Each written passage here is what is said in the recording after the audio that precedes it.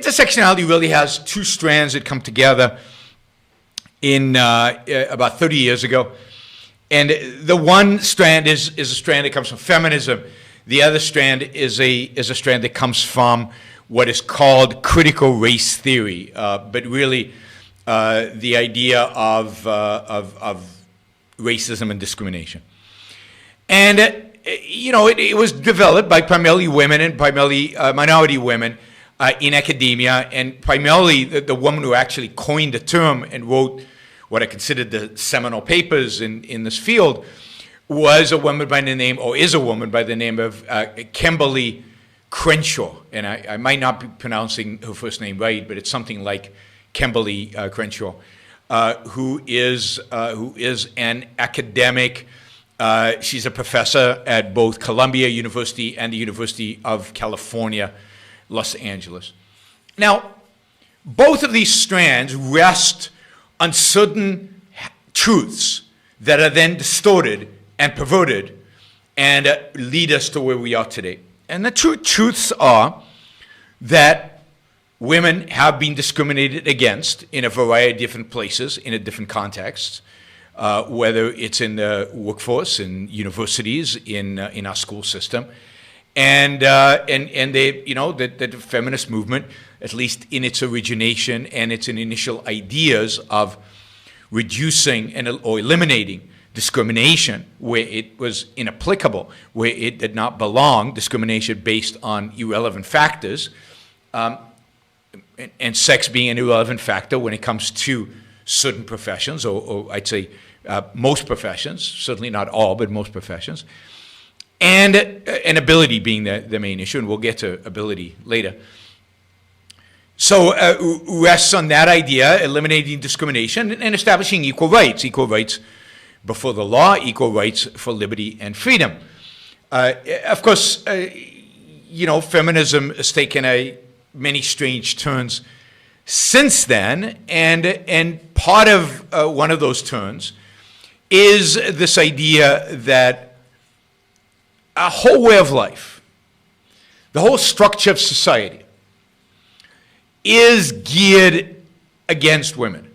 That there are, and we'll get to how this is connected to intersectionality, that the patriarchy, what's called the patriarchy, is a structure within society that men established. Men have been in control all along.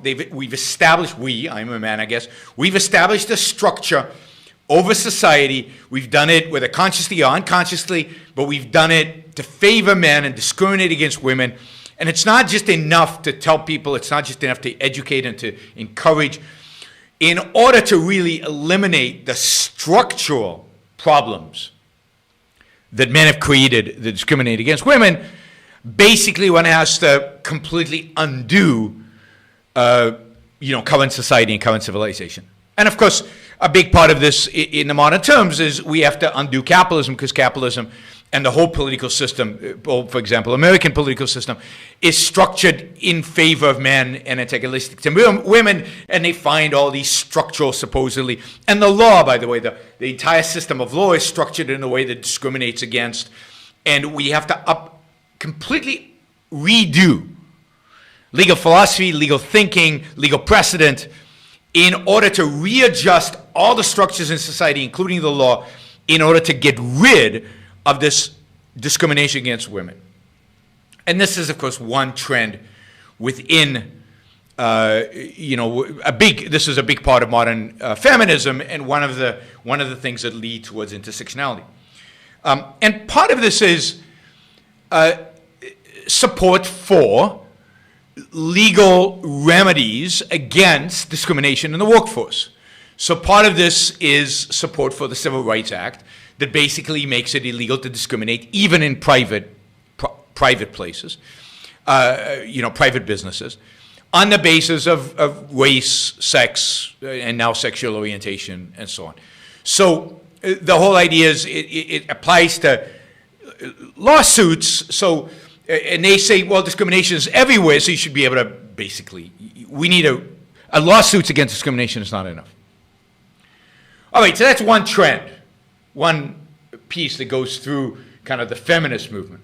The other comes through the civil rights movement, and the civil rights movement that, again, started on the basis of something positive and correct and just, which is to get rid of discrimination against blacks. Both discrimination, legal discrimination, was instituted into the law, just like there was against women. They couldn't vote, for example, but was against blacks during the Jim Crow era. But also to educate people and to morally convince people to stop being racist, to condemn racism morally, and to change people's behavior. But again, in modern times, this idea of critical race theory has developed that says none of this is enough. Indeed, you cannot really educate people not to be racist. It's ingrained in who we are and what we are, for example, as white people. We cannot not be, as white people, in the world as it is today. In a utopia, yes, we can be not racist. But in the world as it is today, we cannot be, even if we have the best of intentions. It's ingrained, in a sense, in our cultural DNA, in the structure of our society, and how we're raised from day one. Every aspect of what we do reinforces the inherent racism that we all engender. And therefore, the only way to achieve a colorblind society, which they claim, at least some of them claim, is what they want in a utopia, is to completely destroy society today in a sense of the structures, the mechanisms, the hierarchies, like destroy capitalism, destroy our political system, and start over. And start over in a way that has a lot of reverse discriminations, in a sense, teaches us, not by educating our minds, but by teaching us through experience what it's like to be oppressed. So reverse discrimination for the critical race theory is one of the mechanisms, not the only mechanism, but one of the mechanisms by which to, in a sense, get rid of the inherent racism that's in us all. Now, some of them believe it's in our genes and you can't get rid of it, and we just have to structure society in order to take into account the fact that white people are just born racists, and therefore they'll always be racist, so we have to constantly put them down and marginalize them so their racism can't manifest itself.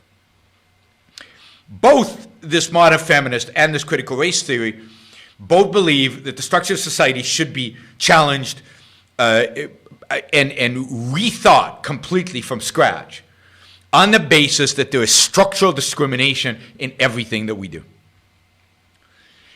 Now, the first introduction of the idea of intersectionality was in a court case. Let me just find the court case. In a court case about 30 years ago, and it was De Graffenried versus General Motors, 1976 court case, in which 5 black women sued General Motors for a seniority policy that they argued targeted black women exclusively, right? Black women exclusively. So, and they basically said, and basically what happened was that before 1964, General Motors did not hire black women. So there were no black women who worked at GM before 1964. Meaning that once you got into seniority and you were laying people off based on seniority, well, the people who had joined recently tended to be black women, or all the black women who joined were relatively recent hires, so they got laid off first. Right? So all the black women hired after 1964 were fired. And they claimed discrimination for being black women. Now, the court ruled that this was not a legitimate claim. And why wasn't it a legitimate claim? Because they didn't sue because they were black. There's protection against discrimination against blacks. And they didn't sue because they were women. There is indeed discrimination against, women in the workforce. See, they sued because they were black women. And there's just no category in the law of black women being protected. Now, this is a weird reading of the law, I think, but that's how the courts ruled. So the idea that there's a category that is black women that might have been discriminated against, not because they were women, not because they were black, but because they were black and women at the same time, was something the courts could not address. Right? And this law professor, this law professor by the name of Kimberly Crenshaw, basically wrote a paper that said, this is ridiculous. And she said, basically, there is this category of black women that experience discrimination in a different way than black men do, and in a different way than white women do. And this is the intersection. The intersection is between their blackness and the fact that they're women. And that's a new category of people being discriminated against.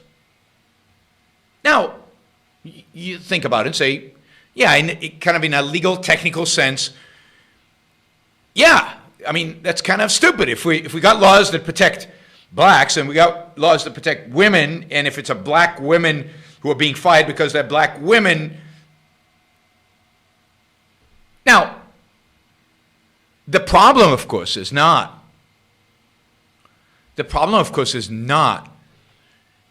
that, we need to create these additional categories in the law. The problem is that the law is dealing with discrimination. That is, it's not the business of the law, shouldn't be the business of the law, and the law has to, by definition, get into trouble and fail when it is given an irrational mandate. And the irrational mandate here is to try to eliminate discrimination in private companies. It's none of the law's business what a private business does. It's not the job of the law to eradicate irrationality from society. The job of the law is to adjudicate violations of individual rights. It's to protect us from the use of force and coercion. But there is no coercion in a business voluntarily choosing not to hire certain people, or to hire certain people and then fire them by whatever criteria they wanted. There is no coercion there. There is no force. And therefore, the state, the government, the law has no business interfering. But once the law interferes, you get these convoluted situations. Well, what about protecting this minority and that minority and this minor minority and this sub-minority of that minority and all these other things? So the first reference to intersectionality was a paper diagnosing this and other legal cases in which the discrimination was not against one of the major kind of blocks, race, ethnicity, race or gender, but in the intersection of these things. Now, since then, this has been developed much, much further, right? Because since then, now all we have is, and this is, I'd say, intersectionality has manifested itself in this way over the last few years and brought to the public awareness in the last few years, in this particular way. Now, every individual is now categorized, according to intersectionality, by all the ways in which they might be discriminated against, in which they might be oppressed, and all the ways in which they might be an oppressor, or where they are an oppressor structurally, because of who they are. Again, if you're white, you are an oppressor, according to critical race theory. And this is the application of that, but now it's not just white. If you're heterosexual, since heterosexuals are the majority in society, you're likely to be an oppressor of those who are not heterosexual because you are the majority. If you identify as male or female, you are likely to be an oppressor of those who don't identify as male or female, or who are male and identify as female, or the other way around, or however it goes, or whatever the politically correct way of describing all that happens to be in the moment. Right? If you are wealthy, you are probably an oppressor of the poor, or by definition you're an oppressor of the poor, because wealth is a form of oppression, according to intersectionality. So we now layer and categorize individuals into sub-minorities, sub-groups, all based on the degree to which they are oppressed. And of course, intersectionality, the whole theory, has come out of law schools and just the application to these particular unusual legal situations, and now is being broadly applied to all cultural, educational, political analysis. And this is being taught at our universities as a way of discovering truth. You cannot know anything until you know how, where you place on this intersectionality framework. And we're going to go through an exercise, and you can all measure your own intersectionality. I'll be doing that in a second. We'll do mine, and we'll see how intersectional I am, and whether I'm an oppressor or whether I oppress. I mean, I think we can all guess which one I am, but it'll be kind of, you can all do this at home by yourselves. I'll show you the website. I mean, it truly is, and by the way, the whole idea here is, I mean, at least Crenshaw says, no, the whole idea here is for her, at least, and I don't really think she's completely honest about this, but she wants people to do all this because she wants to ultimately get rid of all racism, She wants ultimately a colorblind, genderblind, blind experience. But in order to get there, what we need to do is overturn every single existing structure, every single institution that we have in the West. It very much, and this is why people associate this, they call it cultural Marxism. I don't like the term cultural Marxism because I don't think Marx would like the term cultural Marxism. I don't think it's true reflection of what Marx talked about. Marx talks about one particular, and these people have they deploy some of his methodology, but not all of it. Anyway, it doesn't matter, but this is why there's a certain similarity to Marxism in this sense. Marx believed that there were these inequalities in the world, and that inherent in the inequalities was that the people who were poor, the workers, were inherently unfree. And they were unfree because they couldn't do what they wanted to do. I don't know if you just saw a video, you might have seen a video I put up a few days ago of a UT student telling me, asking in the Q&A something like, but I'm graduating soon and I don't want to work. I want to pursue my hobbies. I want to do whatever I want to do. Well, Marx sympathized with that. That was Marx. Why can't everybody just do what they want to do? And Marx said, in order to get to that utopia one day, everybody, and it doesn't matter where you're born a bourgeoisie, no matter what you're born, everybody one day will be able to do whatever they want to do. Now, not exactly in the caveats and everything, but his utopia, Marxist utopia, is this place where all our material needs are somehow taken care of by somehow, robots supposedly, I don't know. And therefore, we are all rich enough to be able to do what we want to do. And indeed, a Marxist utopia is a rich utopia. It's not a poor utopia. It's not Venezuela. It's not the Soviet Union in terms of its success. It's a super rich society. In order to get there, in order to get to this ideal of freedom, we must undo all of our institutions. We must turn everything upside down. And to quote Lenin, if we have to break a few eggs in doing that, It's worth it because the utopia is so beautiful and so important, and we'll all be free, really free, according to Marxists, to do whatever we want to do, or at least whatever is metaphysically available to us, because yes, we won't be able to fly. But who knows? Maybe genetic engineers, they'll build us wings and we will be able to fly. Right?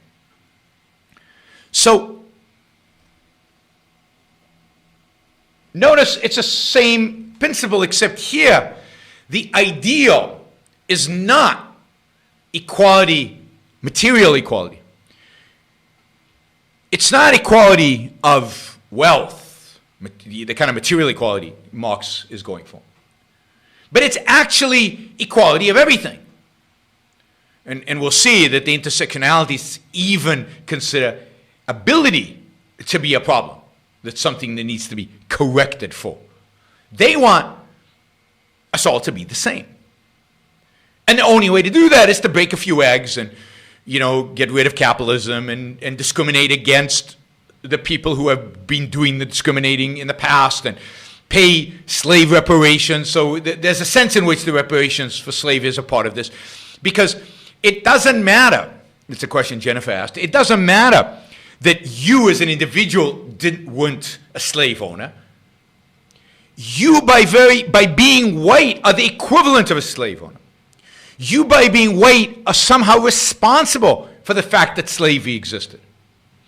And, by the way, you, by being white, have benefited. This is the other key, right? Economically, culturally, institutionally, you have benefited from the fact that there were slave owners.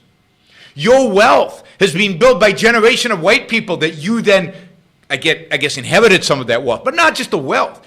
The institutions, capitalism, which they claim made slavery possible, right? You inherited all that. You have benefited from all that. You have benefited from the institutional slavery if you're white in America. And therefore, we must pay reparations because blacks are the opposite. It's not enough that they were freed, because all the institutions created as a result of racism continue to oppress them, continued to make them poor, continued to discriminate against them. And therefore, the only way is to give them reparations, but the real intersectionalists and the real, far-out leftists don't just believe in reparations. They believe in upending the entire system. The entire system. And they don't recognize the idea. They don't recognize the idea that it's possible or it's legitimate in any way to remedy the problem by getting rid of it, because they don't believe you can get rid of it. They don't believe education is enough. They don't believe that as long as you have capitalism, that as long as you have separation of powers in government, as long as you have the legal system that we inherited, I guess, from the British, the common law system and all that, as long as those exist, they believe institutionalized discrimination is institutionalized. It's part of the system. This is why the radical is the bad word. They want to destroy everything in order to see this Marxist-like utopia at the end of the destruction. And the reason I think at the end of the day they're nihilists is because I don't think they really believe in that utopia. What they really believe in is the destruction.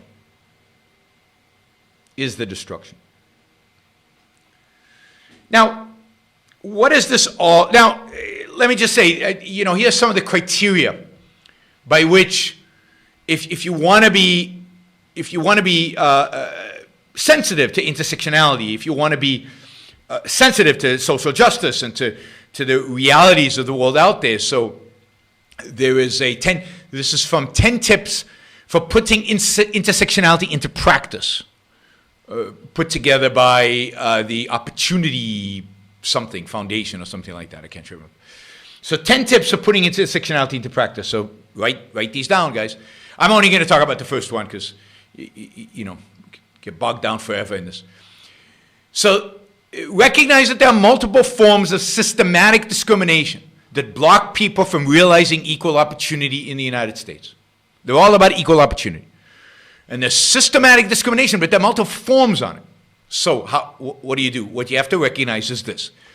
The intersectional approach acknowledges systemic discrimination due to, start making the list, guys, sexual orientation and identity, gender and gender identity, race, economic status, immigration status, national origin, and ability, among other aspects of one's identity. So they're leaving it open to all other ways in which there could be systemic discrimination. And that this systemic discrimination impacts access to opportunity. Now, you really get the nihilism and the complete, cynicism, if you will, of this approach by them putting their ability, right? So you're discriminated against because of your ability. So if you want to be a computer programmer and you don't have the ability to be a computer programmer, that is systemic discrimination. And of course, that is systemic discrimination because you don't have the ability. And capitalism requires ability to get a job. Living requires ability to survive. But that's discriminatory. And capitalism as a system is structurally discriminating against people of low ability. Yes, that's true. Acknowledged. And this is why they have to upend capitalism. They have to destroy capitalism, and they have to destroy the whole system. But it's not just, it's every aspect of our culture. Ability matters in every aspect. And that's why every aspect of our culture needs to be destroyed. And you notice how you start with some beginnings that have some legitimacy. Some legitimacy. Real discrimination against women. Real discrimination against minorities. Ethnic minorities. Real discrimination against gays. Real discrimination against transgender people. And so real cultural problems. Real issues that need to be addressed. And in some cases, real legal problems. The legality of which needs to be upturned, like slavery, like Jim Crow laws, like, not allowing women to vote. But then it slowly drifts into, well, we can't rely on people's choices. We can't rely on reason. We can't rely on rationality. Not all these documents never mention thinking. Never mention thinking. It's all about feeling, emoting.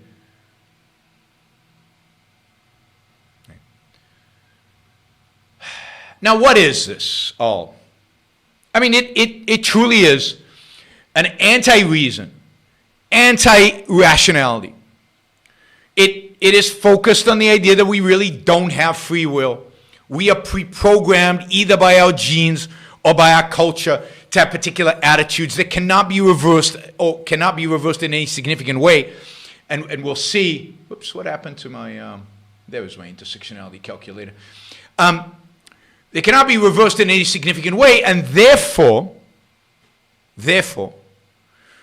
we must penalize you for this. The only way to get rid of it is by penalizing, and by those who are structurally forced to, have to discriminate, and benefiting, rewarding those who are structurally, by necessity, going to be discriminated against.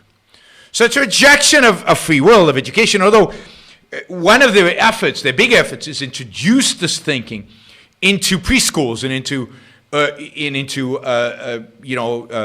primary schools and high schools.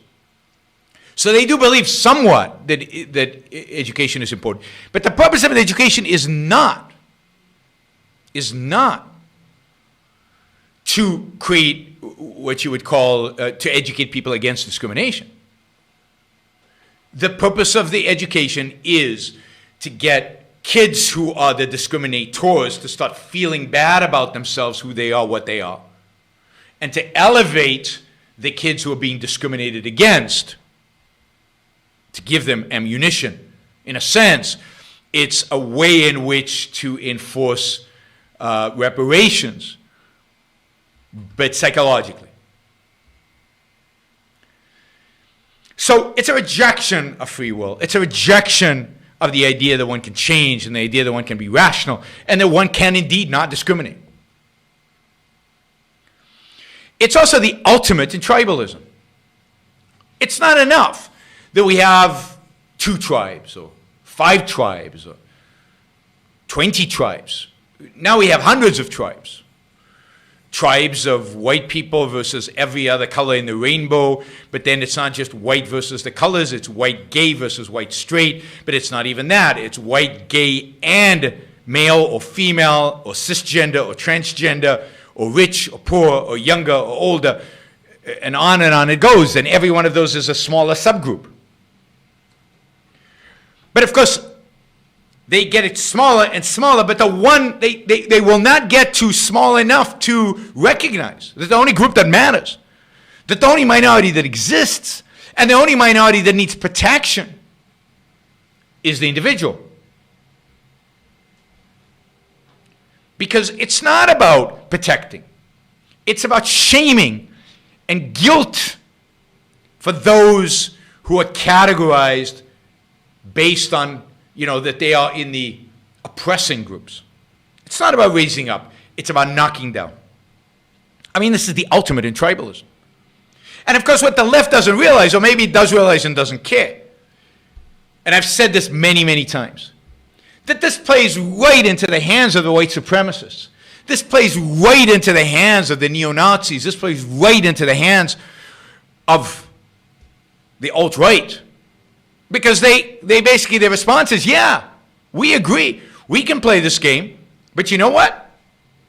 We're not going to let you destroy our ability to discriminate against you. Indeed, we're going to intensify that. And we're going to rally more people to our cause because they're now being oppressed by you.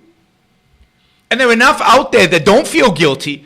We're going to collect our little tribe around the rejection of intersectionality. And to a large extent, I think, as I said many times, I think the rise of the alt-right, even the election of Donald Trump, are the consequence of the left's nuttiness. The left is now, again, tribalism has always existed. Racism has always existed. I think there were periods in which it's declined. I think there were periods in which racism declined in America, post the civil rights era. And I think that's coming back stronger, bigger, because of what the left is doing. I think the white supremacists, the racism of white supremacy, which I think faded somewhat from American culture, is now really resurrecting. And yeah, somebody says the alt-right started in 69. I don't know. When I did my research on the alt-right, it didn't seem that it started back then. But even if it did, that makes sense because it was a rejection originally of the reverse discrimination of affirmative action. But it's grown dramatically in the era of critical race theory, in the era, right, in the era of intersectionality. Intersectionality is going to make the white supremacists much worse. Now, this isn't the reason to get rid of it. I'm just saying it's part of what's going to happen. The more tribal you get, the more tribal we will be. And in this country, the tribe of white men is still the biggest one. And they're going to aggregate together, and they're a dangerous group. It's also a reflection of altruism when taken seriously. If altruism is the standard morality, then the needier you are, the more elevated you get in terms of how much everybody needs to sacrifice for you. Altruism is the morality that says that your purpose in life is to live for those in need. Well, who's in need? Well, there's the black, transgender, whatever minority over there. They're the most in need. And anybody who's not them needs to sacrifice for them. And intersectionality gives us a pyramid of need. Who are the most needy? Who are the most oppressed? Who is the least needy? Who is the least oppressed?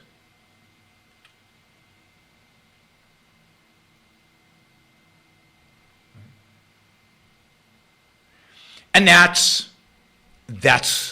what intersectionality does. It creates scores. We're going to go over the score in a minute.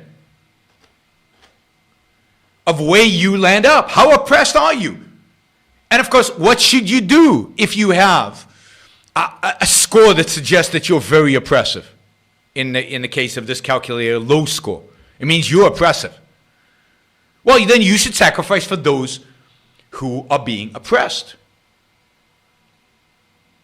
So this is altruism in action. This is the inevitable consequence of altruism combined with disintegration, combined with a lack of, in a sense, a religion that guides your sacrifice in a particular direction. God, one. Now, we sacrifice everywhere. Completely disintegrated. Combined with the nihilism of the modern world, intersectionality is all that lumped together. And as such, it's a disaster. Now, again, the original identification in the original law paper was okay. But the whole basis of the law, that the government has a role in telling private people whether they should discriminate or not, is irrational and wrong. But once that law is accepted, this is the path it has to take. So the original law paper, given the context, is okay. But then where intersectionality has landed up and its remedy of complete and utter disaster, complete and utter undoing of everything that has made civilization what it is, all the pro-life aspects of civilization that everybody benefits from, including those who are supposedly so oppressed, is horrific. I'll say one more point about this, and then we'll do the calculator. And that is that there is a strong element of original sin here. And this is, again, in Western culture, it seems like there's always original sin comes out somewhere. If you're white, you're by definition bad. You're by definition, you have original sin by being born white. Same if you're straight. Same if you're, cisgender, I guess it's called, and so on. You're supposed to feel guilty. Guilt, I've said this often in talks, guilt is an unbelievably powerful tool to control people. And ultimately, every agenda like this has to be, at the end of the day, about controlling people, about controlling society, about control, just like Marx had to go through a dictatorship of the proletarian. There's no question that what these people seek is a dictatorship of the oppressed. And in this case, that's why, they're anti-free speech. They're anti-really freedom in every aspect of it, because that freedom is just a manifestation of those structural injustices. Can I ask you to capsulize your philosophy? What is Randism? First of all, I do not call it Randism, and I don't like that name. I call it objectivism. All right. Meaning a philosophy based on objective reality. Now let me explain it as briefly as I can. First, my philosophy is based on the concept that reality exists as an objective absolute. That man's mind, reason, is his means of perceiving it. And that man needs a rational morality. I am primarily the creator of a new code of morality which has so far been believed impossible, namely a morality not based on faith. Not on faith, not on arbitrary whim, not on emotion, not on arbitrary edict, mystical or social, but on reason. A morality which can be proved by means of logic, which can be demonstrated to be true and necessary. How does objectivism differ from the philosophies that many of us have been exposed to in our youths, philosophies based upon religions? theologians, dogmatists?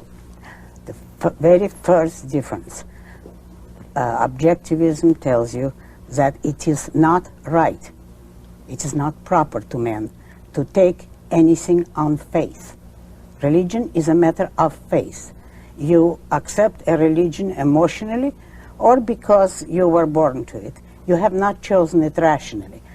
What objectivism will tell you is that reason, man's reason, is his basic means of survival. That is the most important faculty which he has, and he has to guide his life and make his choices by means of his rational faculty. He has to make his own choices, but he has to know how to make them. It is immoral for him to act on his emotions, to be guided by the whim of the moment. That objectivism holds as very wrong, very immoral. And morality, in fact, consists of following your reason to the best of your ability. So that rationality is the basic virtue from which all the others proceed. My morality is based on man's life as a standard of value.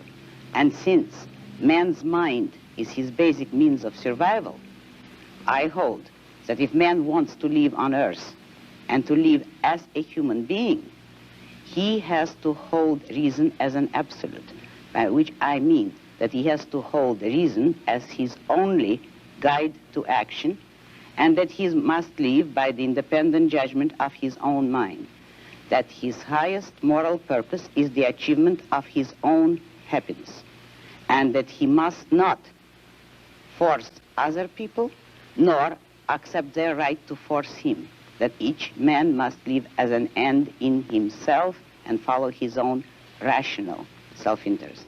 Tell me the value of selfishness. Use another word, self-esteem.